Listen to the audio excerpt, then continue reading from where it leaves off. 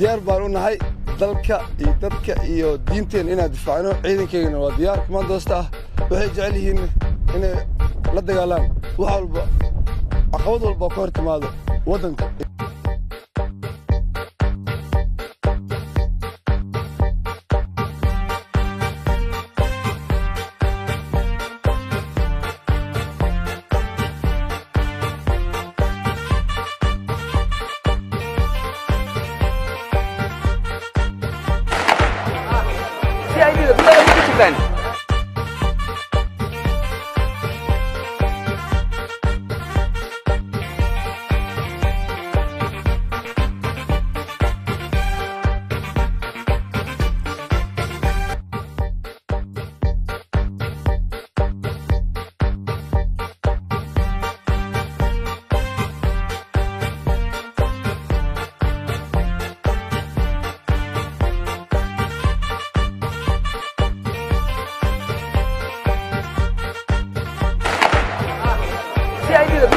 Then